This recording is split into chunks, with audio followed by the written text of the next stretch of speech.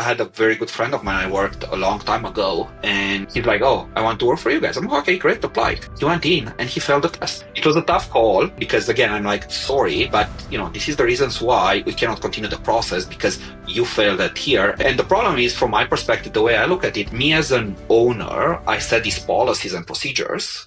And then I go to my, direct staff and I'm like, okay, this is how we hire. And then I don't want to be the one coming and overriding that, correct? Because I'm sending a wrong message from that perspective. Hey guys, Damien Stevens, host of MSP Mindset, founder and CEO of Servacity. Today I continue my mission to interview 100 of the fastest growing and most interesting MSPs on the planet.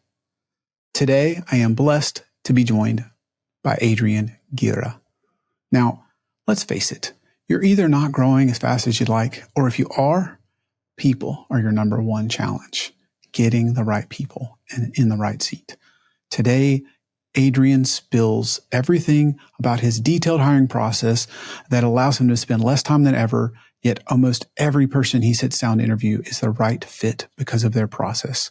He also talks about what he does to focus, and that allows him to be one of the fastest growing MSPs in North America. So if you'd like the right people or more of the right clients, don't miss out on my conversation with Adrian today. Adrian, I want to talk about how you've managed to grow one of the fastest growing MSPs in North America, let alone just Canada. But I want to go back to take me back to kind of the struggle with hiring. You were sharing some of that before with me. I'd love to know kind of what were you thinking then? Like how many folks did you have? Just trying to get in that space with you. Yeah, for sure. So I would say probably 2-3 years ago, I went to a conference and somebody came on the stage and said, what business are you guys in? And everybody was, oh, we are an IT, we're an MSP, we are a reseller. And the answer was all wrong. And the reason was wrong was because we are all in a people's business. Right. So that made me really think on a couple of things. How do I surround myself with people that have the same vision, the same drive as I have? They have the same understanding when it comes down to customer support on what we do. Because at the end of the day, technology, everybody can learn, especially now with AI, especially with every technology that comes out there. You can quickly pop on a question on ChatGPT and get the answer. Like you don't need to really know. And you can say, sorry, I don't understand. Go deeper. Where I think I failed initially, I hired people based on their resumes and based on their experience, not based on how well they can interact or be a customer service from that perspective. Mm-hmm. Because at the end of the day, anybody from our organization, talking from the admin, finance, the people that send out invoices, they all have to have a very strong customer-focused experience. Because I think that's where a successful MSP will succeed, is having that drive from the inside of the organization to really put the customer first. Like I always tell my guys, like, no matter what the customer says, they're always going to be right. Mm-hmm. And if they're not right, we have to take them into a path or a journey to show them what is the right path. Yeah. Yeah. So when you came across this, and I love the framing, right? We are in a people business. When you realized that, tell me about where you were in your journey in terms of headcount. I think we're around, I would say, 15 people right now at that point. And as I said, the majority of the folks we hired before that was 100% based on their knowledge. They would come to an interview. I was a tech. I'd ask very deep technical questions or very, projects or what have you done here and there. And, we all kind of went on that kind of train to really test their technical ability. Never occurred to me to really test them on the how they interact with the customers. And somehow, in a way, at that point, I realized, and I had some hard lessons where very good technical people realize that they don't actually know how to talk with customers. They may be great, back end and do a lot of work, but if you want to evolve the organization, you cannot really put people into like certain spots and then not assume they will not talk with the customer. Because even if it's a great technician, it's like level 2 or level 3, at one point they will have to talk with the customer. So how is their technical, communication skills at that point? Yeah. So you had maybe 15 folks. Yeah. Was it the event that helped you realize it's a people business, or was it a challenge in the way that you were hiring or growing? What I was don't think it it that was. made you change? Yeah, I don't think it was one in particular, but it was, I would say, a combination of them. So obviously, I still want to grow. I want to continue on the same path. I believe right now we're around 36, 38 people. So the way kind of made me think on, and prior to that, what we've been doing, I remember probably when we were a bit smaller, I would say around 10, we brought the consultant in to do like disc profiling. But at that point, made me realize that those folks are already in the organization. So how can I forefront and bring that testing up front? So then even before somebody joining us, I know they're going to be a good fit when it comes down to, let's say, customer service. Hey guys, Damien here. As I continue to interview the top MSPs in the world, one thing has become incredibly clear. It's time that we let go. Even more than that, every time I focus on my zone of genius and get out of the way and do the very few things I'm good at and delegate to others, I'm ready for that next level of growth. So if you're ready for that next level of growth, one way that I could help you is with Servosity. We co-manage your backups and disaster recovery so you can focus on what you do best, let us do the rest. And then what we do is we test the backups every single day so you never have to worry. If you'd like to learn more, click the link below.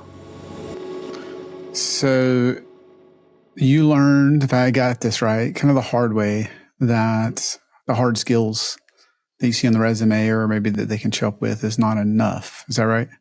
That's correct. So where did you start? What changed? Because I know seeing a problem is the beginning, but doing something about it is entirely different. Yeah, so initially what we've done through our hiring process, we start asking some basic questions. We start, how do you deal with like a situation where a customer, complains about, we start asking more how would the potential candidate see the interaction with the potential customer. We've been asking those either through the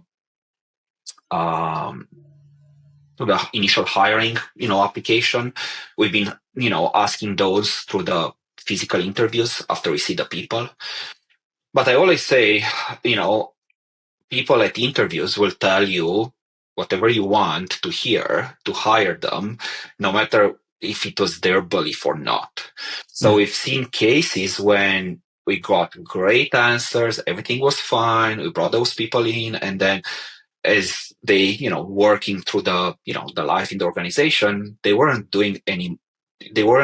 how should I say, observing the same skills and attitude they had initially. Mm-hmm. So I would say now 3 years ago, roughly, I was in search for what can we do? How can we change that? Yeah. And we use an HR software. I went to them. I'm like, okay, guys, I need to see how I can streamline this process. And for multiple reasons, we are a small crew. We don't have a dedicated HR person. I'm not a psychologist, or I'm not, a trained person.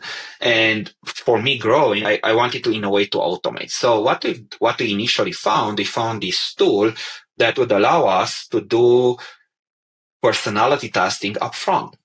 Mm-hmm. And that was a very, I'd say, not relief, but it allowed us to actually see at interviews the people that we actually believe they can be a good fit for us after that. And the interesting part on that was I usually say, let's say we have 100 applicants for a job, Mm-hmm. and we disqualify roughly 10 to 20% because they are not in Canada, or they are not anyway. As Mm-hmm. long as they're in Canada and they have some IT experience, then they pass that. The interesting part is we've been sending these tests, and let's say to 80% of them, and I would say only half of those would actually respond. So for me, it was kind of mind blowing, because I'm like, you want a job, you don't want to take honestly, the test takes 15, 20 minutes. It's not a big deal. I Mm-hmm. understand they may apply to 10 jobs and they may need to do the same for all 10, but if you need a job, I will do that particular test. With ours in particular, the candidates actually get their results. So it's Nice. also a self-assessment from their perspective, where they can improve and how they can get better. Anyway, getting there, so that cuts in half. And then from the ones that take the test, or let's say 40%, I would say success rate is around max 5%. Mm. And the reason is the Wow. company we use, they have a database of thousands and thousands of applicants. And then they match the personality and the skills towards, let's say, a customer service. I would say a year ago, talking with other folks in the industry, I also changed a little bit the way we assess people, because initially we were matching their skills based on a customer service. And then I went to another conference where they were saying, what if you think that hire that you have today may become a manager down the road? And what we actually changed at that point were, like, even though we hired them as a level 1 technician, I put their customer service against, let's say, an IT manager. Just because at one point that person, if they do very well, they can become a good manager. So how do I make sure that I hire the right person that will become a manager down the road? Interesting. Interesting. So you said 5% Yeah, pass. not pass. Yeah. What does pass mean? Basically, let's say there is 5 main attributes when you do a personality test, especially in our case. Mm-hmm. And these guys have like a goalpost. Mm-hmm. This attribute should be between this number and that number. Mm-hmm. And only 5% hit 5 of those into between the goalposts. A lot of times we see people, and that's the interesting part, which made me realize. As I said, I'm not a psychologist, and the way the test is done asks the same question in different ways. Yeah. And one of the things the test is looking for is to make sure that the answers that are provided are always the same, no matter what the question is. And they are able to give us like a flag, say, this person is inconsistent on answering the question. The same question, asked differently, which should have the same answer. For us, it's a disqualification at that point. I implemented part of our hiring process a way, I took it from a friend of mine, where it says, you always need to be a hell yes all the way through the process. Mm-hmm. So what I mean by that, and I went even to my hiring managers, and like, you go into an interview and you see something that, you know what, I don't know, I'm not the hell yes. I want you to drop that person at that point. The only reason is, as we all know, every time when we bring a new employee into the organization, there is high cost from an organization standpoint, because you have to train them, they have to learn your processes, your systems, and all that. And then if you have doubts at the hiring, we learned the hard way that that person is probably not going to be a good fit for us on a long term. Mm-hmm. Interesting. So you've learned if they're the high C or S in this combination and these values or whatever, using DISC or as the tool, that between your experience and the interpretation of the company you use this has seen thousands, that these people are best suited for something like customer service, like for lack of a better way of saying. Is that right? Exactly. Yeah, that's correct. Interesting. Yeah. So I think a lot of people say, some people have come to the conclusion like this is a people business, and it is, of course. And then they say they want to hire good people, but they struggle with that because how? I'm curious now that you've whittled the funnel down to 5%. Mm-hmm. Do you have a problem of like, am I getting enough candidates to get those hired, or did that just immediately focus you? And I think it really focused us in a way. And the only reason I'm saying that is initially, let's take the 80% that apply. So, I would go over the resumes and I'm like, oh, this resume looks great. And let's have that person for an interview. And then I will bring them and then it will fail on certain things. yeah, We took it actually one notch further. And what they do right now, the same company we use also does video interviewing for us.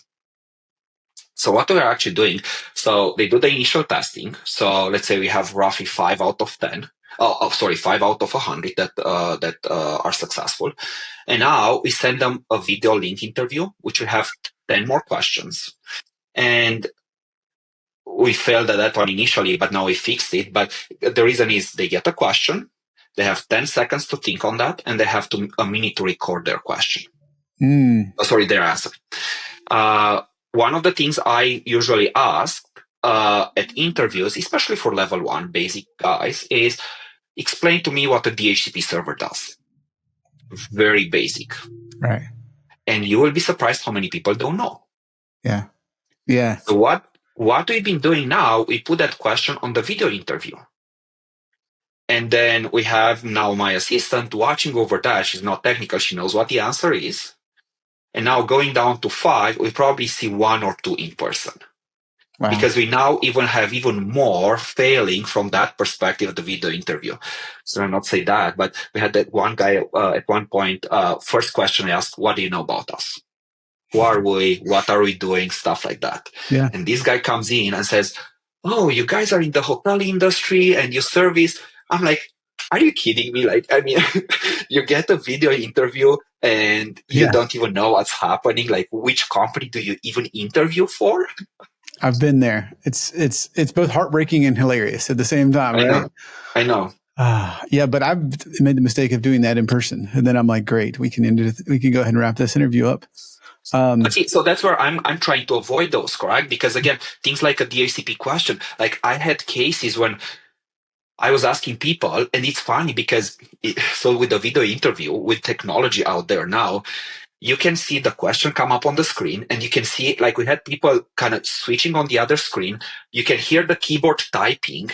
They were going on Google, getting the answer, and they would read the answer from Google on the video interview. Yeah. Which, kudos to them, they know how to fix. But for me, that's a very fundamental knowledge that you have to have. I cannot, like, if you don't know that, I cannot take you to the next level.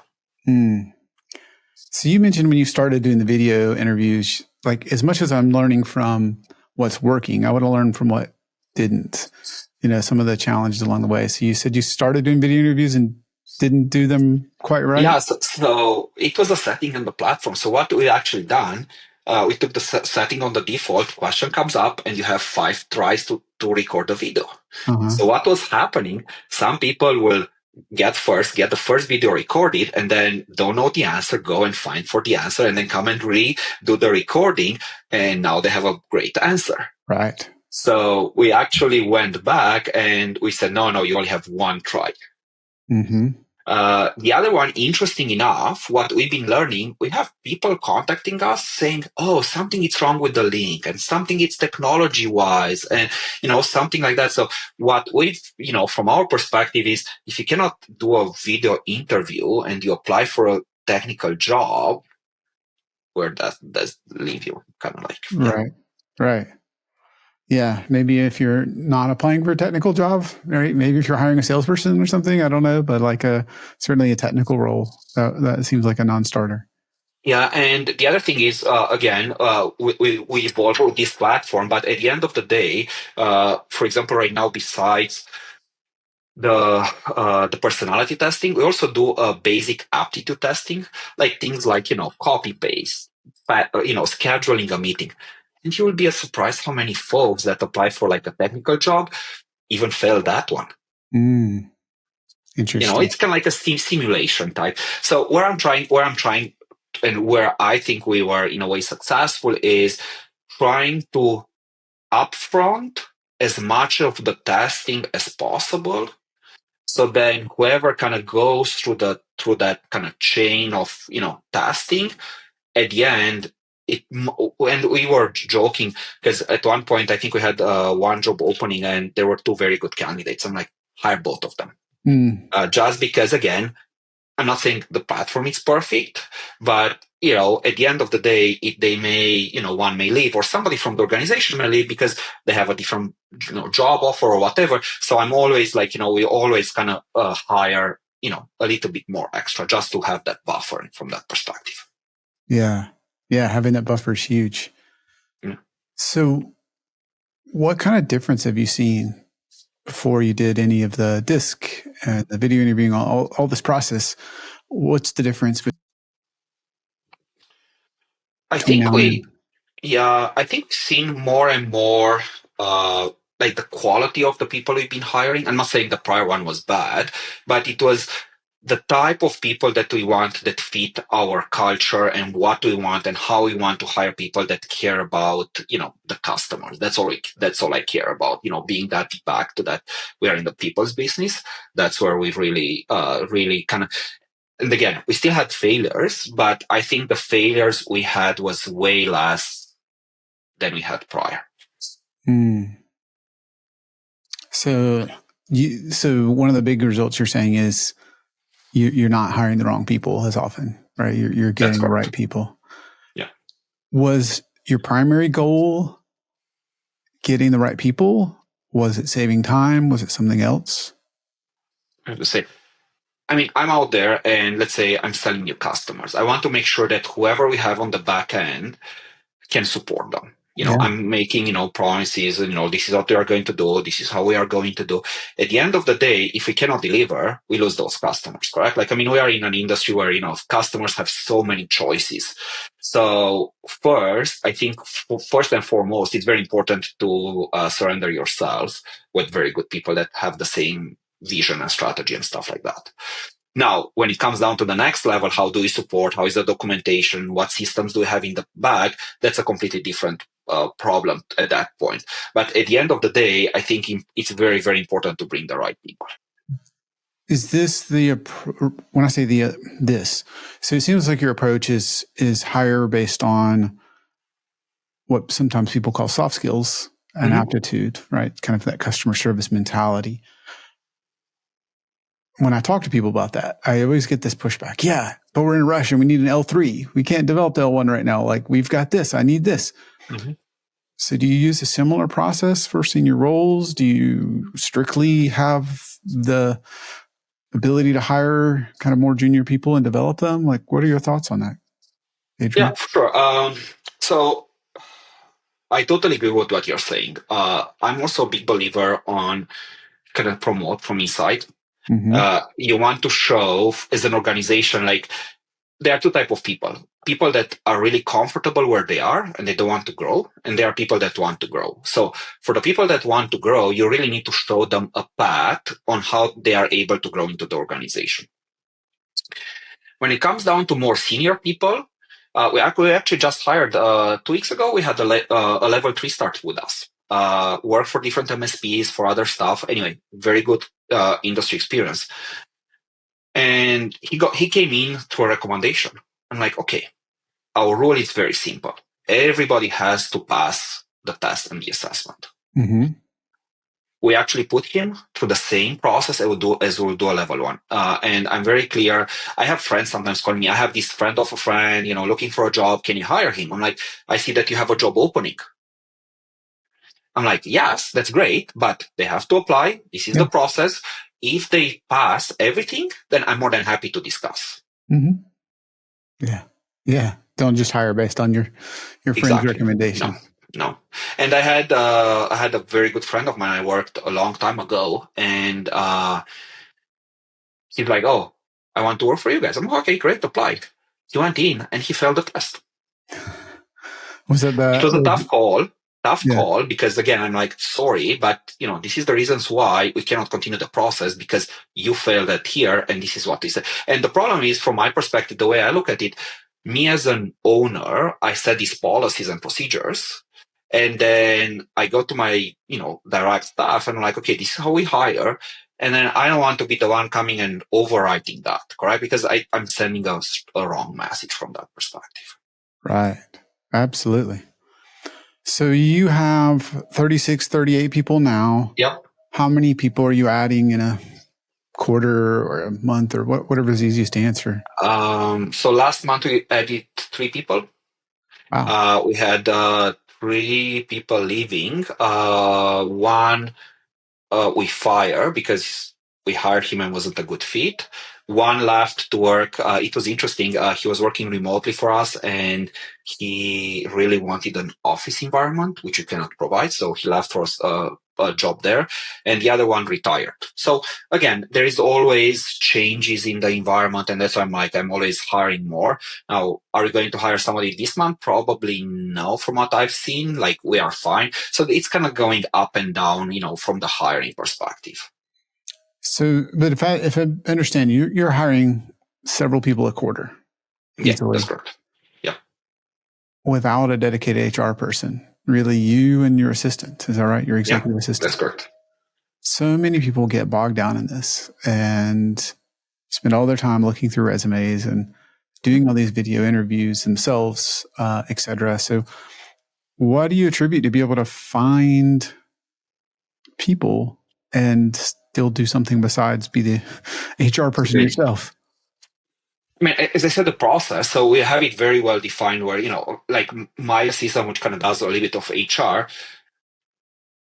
she's doing the testing, she's doing the video interviews, and then she's really the one kind of filtering them down. And at the end of the day, like I'm trying to think like the let's say last month we hired.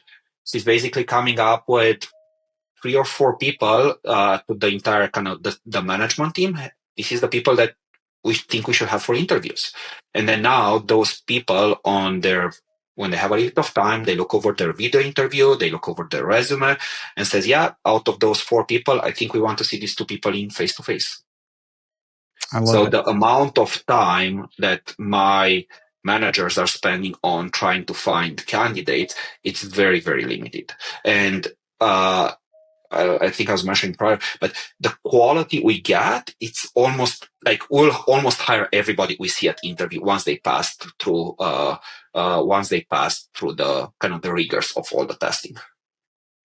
Yeah, I'm a huge believer in what you're doing there with your process, Adrian. We have a similar process, very rigorous. And the question I always get that would love for you to answer is like, that's great. But I talk to so many MSPs, they're just not getting many applicants, period, which often leads to them taking, they're busy. Their guys are working all the time. They post an ad, they get like 12 and a half applicants. And then, in most cases, if you get a small number, probably none of them are really qualified, but they feel desperate. So after they do some interviews, they take one. So what are you doing differently? Because if you're filtering 95% out, which is wonderful from an efficiency perspective, but I wonder, like, you can't start with 5 people.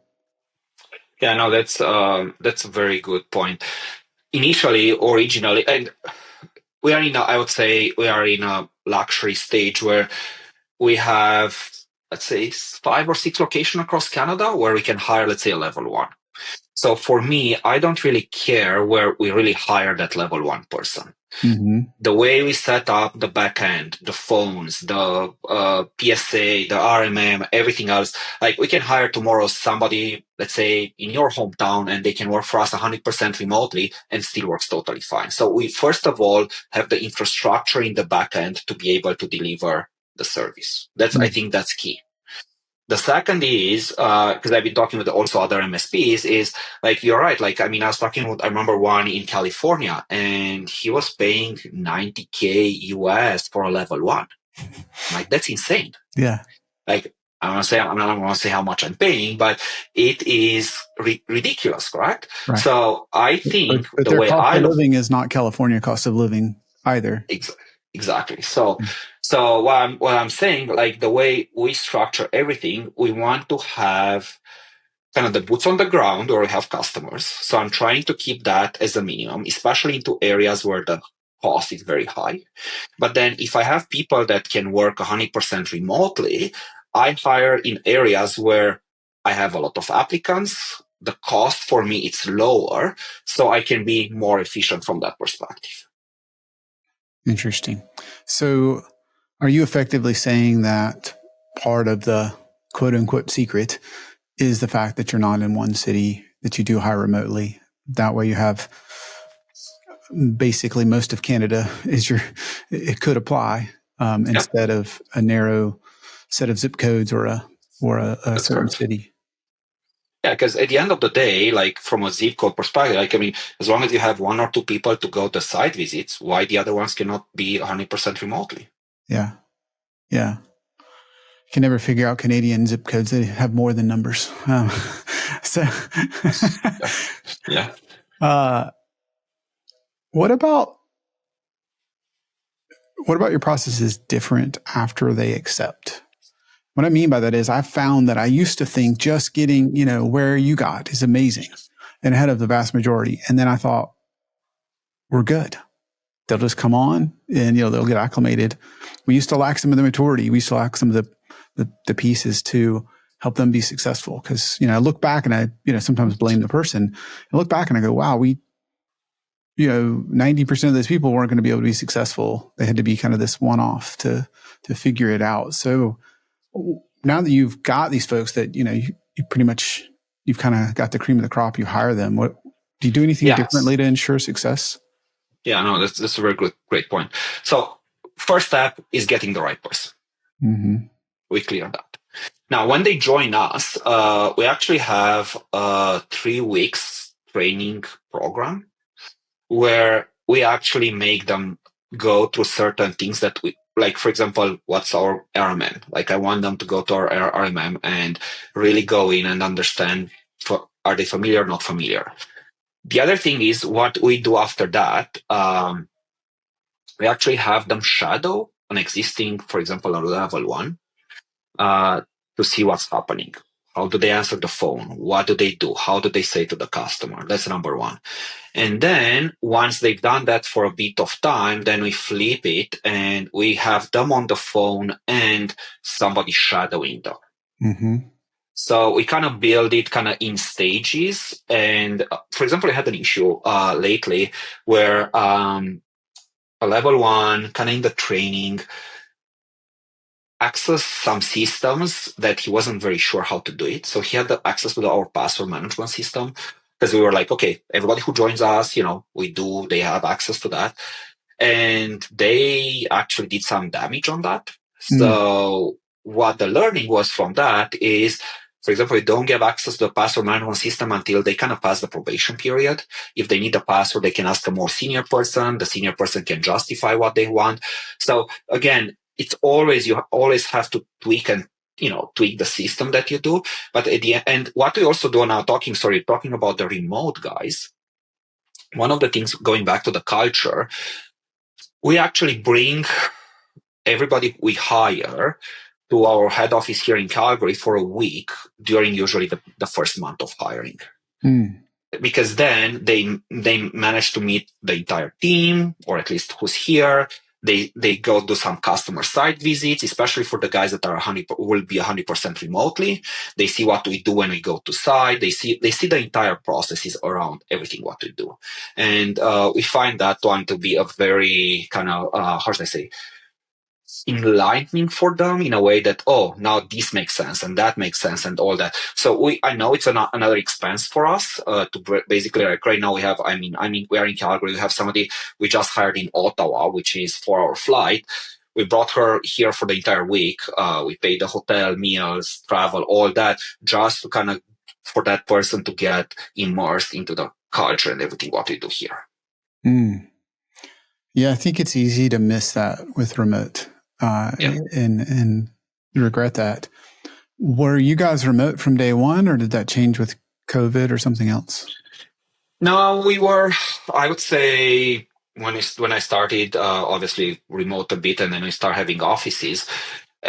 We've been, I would say, my rule is if at a certain location we have more than 3 people, we'll have a physical office. The only reason is I'm a strong believer on the culture, and the culture it's very hard to build while you're remote.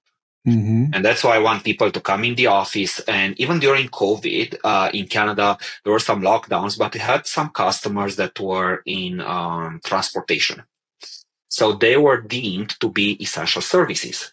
So us being the outside, the MSP, I called it, oh, we are essential. They are essential. We are essential. So I actually mandated, even during COVID, for people to come in the office. Now, if we had people that had COVID, I'm like, no, you stay home. But if you are healthy and instead of you working from home, I want you to come in the office. Mm. So you really have probably more, would you say more people in the office? Yeah, we have, I would say, probably 80% of our people are in the office. Okay. Interesting. And then because you have those offices, is it set up that they serve customers in that area, or is it kind of like one massive team? No, so the way we have it, so we have level 1, level 2, and level 3. When a customer calls in, it can get anybody from level 1 team. Doesn't matter where they are. Now, because I'm trying to get away, and that's one of my things with growing. If I start dedicating certain technician to certain customers, it kind of puts me into a bad situation. Let's say if that technician leaves or something happens, I usually say, what if that technician wins lottery tomorrow? Yeah. They don't come to work anymore. Right. The customer didn't hire that particular technician. They hired us, GAM Tech, as a company. Mm-hmm. I want to still be able to support that customer no matter who picks up the phone. Now, I know that some customers don't like that. There are MSPs out there that really dedicate people to certain customers. I'm a strong believer that's not scalable. Yeah. Yeah. So your point is if Susie wins the lottery, the knowledge walks out the door with her. That's correct. Yeah. Yeah. Yeah. I think And even for the guys we have, let's say in bigger cities like in Calgary, we actually rotate them, even the ones that go to site. It's not even the same person that goes to site. Like this week's or this month, maybe somebody, and next month, maybe somebody else, just because I want to make sure that in front of the customers, we always show different faces. Now, as I said, there is a downside to that where a customer can complain and saying, oh, you know what, John is so great at fixing me. Why cannot John always come to help me? Right. And that's where we kind of try to kind of sell it in a way that what if John wins tomorrow the lottery? Yeah. Yeah. So, yeah. I know you're passionate about delivering an amazing customer experience. Tell me how those things tie in, because I could see them wanting that same person, but I know you're passionate about delivering not only amazing, but also consistent experience. I would say there is not a good answer for that. Sure. And I think it's all about, so one of the things I've been lately working more and more is on automation. And what I mean by that, I'm trying to automate processes that either take time or processes that can bring in errors. If you can really automate and have it consistent, always running, that's part of the battle that we win there. Mm. Now we are in 2025. AI, it's all over us. So obviously trying to look at things, how can AI help us? How can AI be better? Like, for example, on our PSA, we're working right now to enable, in a way, AI for an existing ticket. So let's say a new ticket comes in, technician one gets the ticket, but somebody worked on the same issue 2 weeks ago. At the size where we are, it's almost impossible for them to know that. So sure. What I'm trying to say is we are trying now to leverage more and more systems to make us more smarter. And the question is, and that's kind of the secret sauce, is how do you make that happen? Yeah. Yeah. Tell me about your journey there. I'm curious, like, is there anything bring that into reality? Is that not quite exist yet? I think with AI, the way I like to describe it is we now have this great technology, and now we're looking to find use cases for that. Yeah. Which is, in a way, it's the opposite what happened up to this day and age. Mm-hmm. Because in the past, there was a cure, there was a disease or there was a problem, people would work to try to fix that.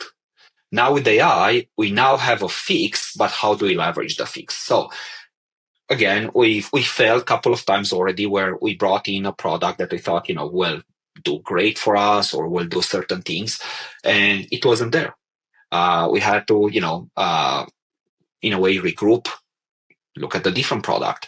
I think the market is not mature enough yet when it comes down to how AI fully integrates with, let's say, the products that we use on the MSP space. What do you see your appetite for adoption in AI? And I guess my point is, you expect to be like the bleeding edge or early adopter or early majority or late majority or some other way to describe like what's your appetite for that? I think my appetite is quite high. And the main reason is I believe in the technology. I believe that technology can help us deliver a better customer experience. Now, where I think the challenge comes, and I want to give names, but we picked a product, I was promised something, and it wasn't delivering what I was promised. Can you give me an example, not of the product, but like, I'm wondering what you're thinking through. Like, are you expecting it to answer the phone for you? Are you expecting it to pull up related tickets? Something, they can be major things or minor things, all sorts of things. I'm just curious what you're wondering.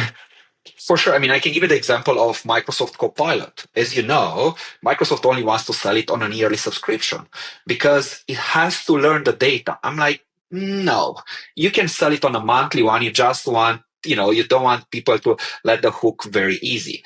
We had customers last year when Copilot showed up. They're like, yes, let's buy Copilot. And when the renewal came, they canceled it because they didn't use it. But again, they had to try it. To answer your question, actually, I was, in a way, fantasizing on that. But if I can have a level 1 AI assistant that can answer the phone and provide basic troubleshooting steps to a customer, I think I can sell that to existing or new customers to say, you pay a discounted rate, but now you have an AI level 1 that can help you on that. So you think that's you're not necessarily looking to say, let me replace my level 1 people, but maybe there's a new market or that you could access at a lower price. Yeah. And the other thing is, I always went up to all our guys. I'm like, the way we go right now, we may grow customers/revenue more than we'll grow the employee count. And that's where that delta, that's where I'm looking to actually leverage more technology to help us better deliver the service to our existing ones and the new ones. To automate that, I still want to keep the same amount of people or slowly grow the people where we try to grow more the customer from that perspective. That makes sense. So I think I know the answer, but I'll ask this. There are some people I think that are obsessed with cost and look to cut it so much that I think they would cut staff. If they could find something that worked well enough, they would just say, hey, I can cut 10% of my staff or 20 or whatever percentage, depending on what it did. Like there's some people, if they found something that could be almost as good as their level 1 person, they probably would just, try to slide that in, not change the price to the customer and try to remove their costs. Or are you on the side of, we're a people business and we'll use it to augment the people we have? And I don't want to put words in your way. There can be more than 2 answers. I'm just kind of curious if you've thought through that with your team. Yeah. So, I mean, I'll give you an example and maybe that will answer your question. So last year I went to a conference and I was sitting in the room with way bigger MSPs. And one of the things they said, for example, said that they wish they would have hired earlier a DevOps person. Interesting. And I'm like, oh, interesting. Why? He said, look, the automations and everything what the DevOps person can do for you inside can achieve the goal we were just talking, correct? Like get more customers with less stuff. So what I've done, came back, looked at one of our guys. I'm like, do you want to be a DevOps person? This is what I'm looking from you to do. He said, yes. Talking about cost, I would say he was a level 2 person at that point, out of answering phone calls for 6 months until I start seeing some automations that were happening in the back based on what he was doing. That's a big investment. It's a big investment, correct? So, and where I'm trying to get is depending what every owner end goal is. And what I mean by that is if you have 10 customers and you only have 10 customers and you want to service them very well, yes, you can cut on the staff and you can do it leaner and leaner and leaner because you put everything is properly done. But if you want to grow and always add new customers and always, develop and grow the way you want to grow, because I'll give an example, and it was kind of like not shocking, but in my early stages, we had a decent enough customer base. At one point, one of our customers got bought out, and I lost the contract. Mm-hmm. And I was like, okay, what could have I done differently on that? And my answer was honestly nothing. My only answer would have been go and always sell and always bring new customers. Mm-hmm. So my mentality is that we have to go out and always bring, like we have weekly targets on how much we sign every week. And we always have to bring in new customers with the idea that customers go bankrupt, customers get bought out, customers are not happy, they want to leave us, totally fine. But at the end of the day, you always have to be on that train. Mm-hmm. So that brings me to, that is a great segue which is you're growing far faster than most MSPs. And if I understand, it's not like there's some people that seem to not have been a tech. Maybe they were just that natural salesperson, right? I don't know what your answer is, but you said you're still a tech in there somewhere. And so, my question is, what is it you're doing? Like, what do you attribute to the growth that most MSPs are not able to figure out? So a couple of things which I think really helped me over the years to grow. So staying into an office and doing work, I don't think you are able to grow. That's my take.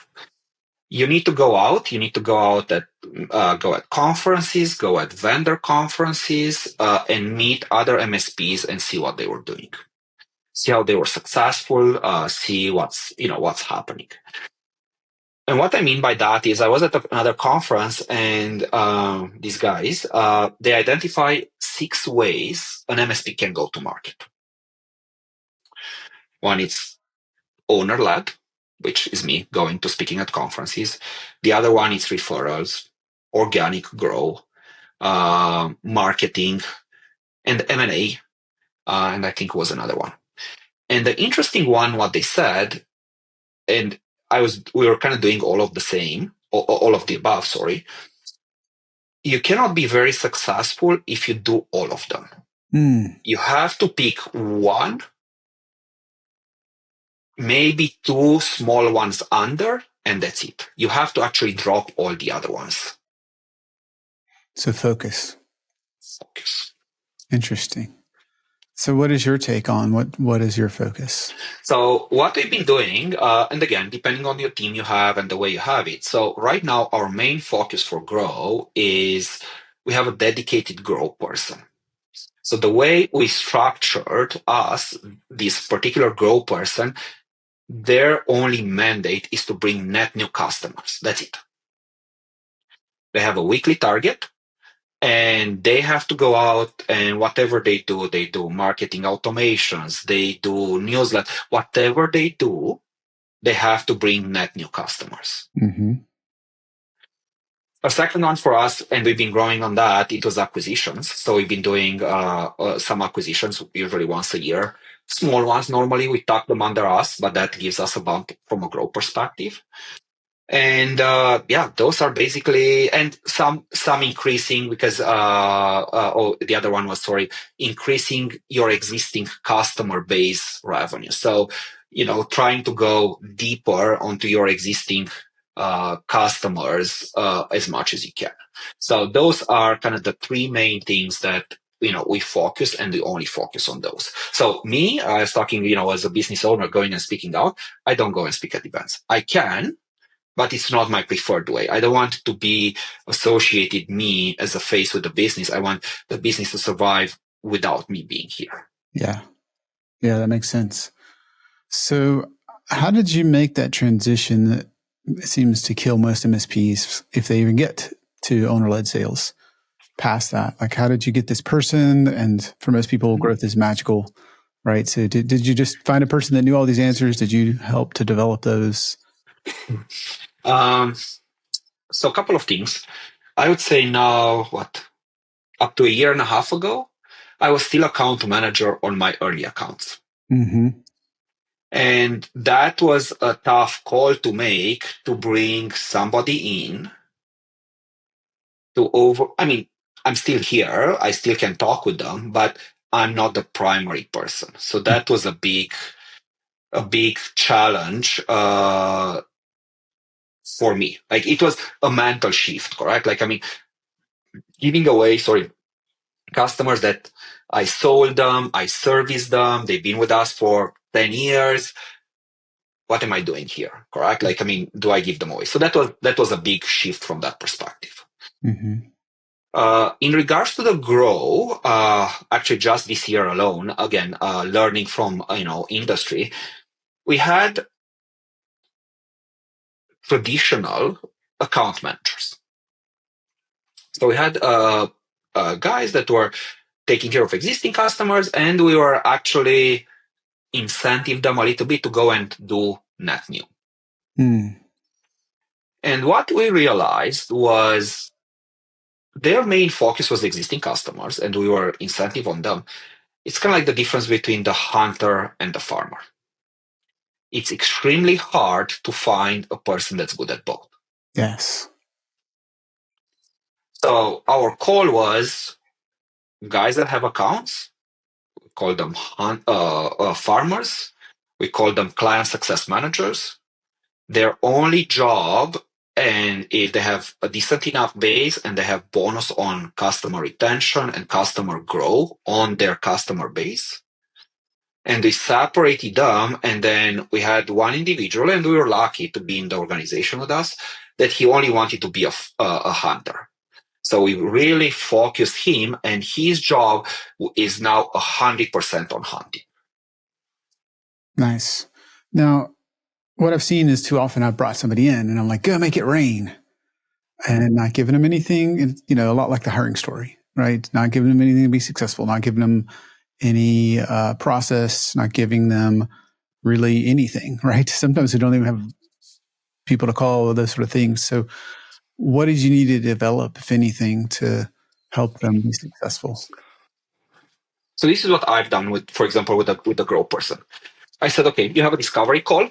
Bring me on the discovery call. Mm. I want to show you how I'm doing a discovery call. Mm. I'm paying that person the same salary and the same bonuses. Either he brings me in or he doesn't bring me in. And I went very clear to him. I'm like, what's your goal? What's your objective? He's like, I want to sell and I want to close. So that bring me in. I'm not going to damage you. And actually, we had some RFPs which we won. And the only reason we won, because I was the one doing the final presentation. Mm. Where I don't have the time as an owner is to follow up with the customers, to chase them. And I was very clear, that's your job. You can bring me as many times as you want. You have access to my calendar. Use me as your advantage. Don't look at me as, the owner. Look me as your closer. Mm-hmm. And yeah, we've been quite successful from that perspective. Look at me as your secret weapon. Yeah, exactly. Yeah. Why not? Like, right. It benefits everybody. Right. So now that you've gotten to the level that you are, where do you spend most of your time? Most of my time, I think, goes in a couple of things. Number one is I'm traveling a lot. I'm going to a lot of conferences, and I believe in sharing knowledge. There is so many MSPs out there, and there's so many way, way, way more customers than, we don't have to compete. Like, right. I'm okay, it's there. So what I'm trying to say is I'm going to conferences to either a couple of things: learn from peer MSPs, strengthen our relation with some of the vendors.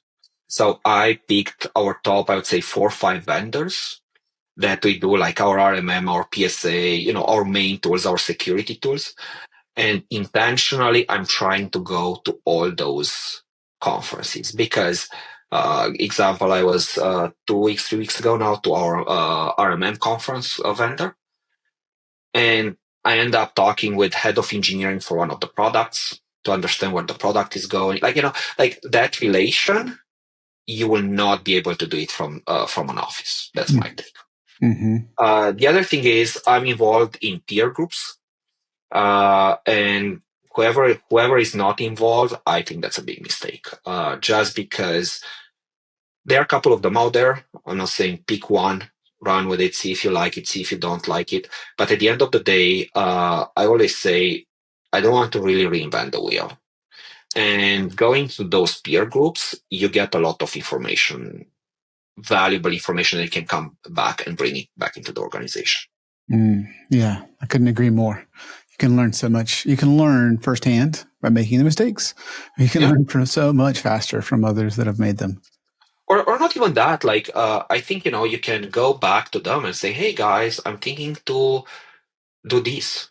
What's your experience on that? Mm-hmm. Have you guys considered that? Have you guys looked at that? Or I'm thinking to look at this product. Do you guys have a different product that you use?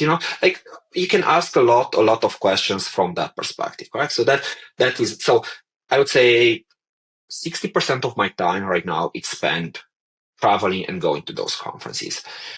The other, I would say 10-15%, it's on closing. So I'm part of, I'm reviewing the final, my grow person, for example, writes the RFPs or writes quotes or whatever, but I'm the last one that kind of puts kind of stamp of approval, plus I'm attending the last meetings and all that. And then the other one is really setting the strategy for the business. Where do we go? You briefly mentioned we run on EOS. Mm-hmm. So, we have weekly management meetings. We have senior leadership quarterly meetings for one day when they go offsite and we plan our quarter. We have yearly 2 days offsite where we bring a facilitator to really help us make the plan for next year from that perspective. So we really I want to say, if you're at traction, how much do you work in the business or on the business? I'm a strong believer that, if you want to grow, you really need to work on the business and not in the business. Yeah, absolutely. So I want to switch gears, Adrian, ask, what is the biggest lesson you've learned in all your years in business? You work with people. Mm. And you have to make sure that, we talked about the hiring, the onboarding, we talked about customers. At the end of the day, if you have people that really help you grow and succeed, you are that much more powerful. I cannot stress out, I cannot do everything and anything in the business. Yeah. Yeah, very, very true. If you had one thing to go do over or differently, what would that be? We haven't really talked on that, so I'm getting better and better at that. Finance, it's not my strong suit.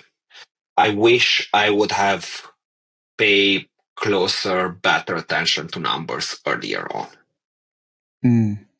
I was always, and I'm still there, I still put customer first. If I have to waive a month of the bill from a customer because we sucked at doing something, I will do it. Yeah. But getting that discipline and getting better from that perspective, I think that's becoming more and more relevant for me. And I hope I would have done that earlier a little bit. Mm. Given where you are in business and what's going on in the world, we've talked about so many things. What is something you're looking forward to? For this, what's called trade war to be done.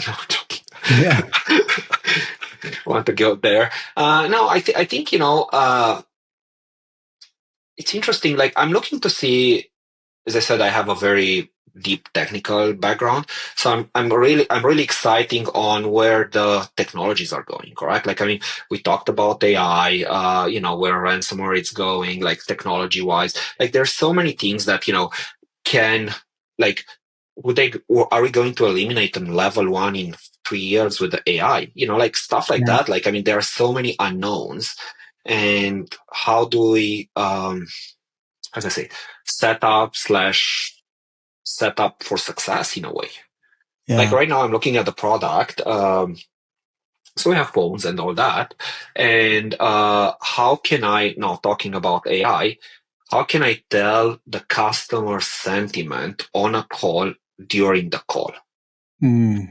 And how can I get some of my managers to shadow one of the texts if the sentiment of the customer goes down based on what they said? Mm. It's a great question, right? Right?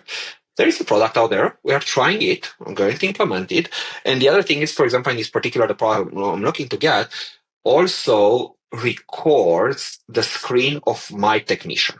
Mm-hmm. Not just the voice, because we already did the voice, but from a quality assurance perspective, or even from a training perspective. I want to be able to go back and say, you should have done this and this and this and that in that way. Yeah, absolutely. So much you can But learn from that. exactly, but how can you make that automatic, not touch, not all that? It's getting there, but it's not there yet, I think. Yeah. Yeah, that makes a lot of sense. Let me flip this around. What's your biggest challenge currently?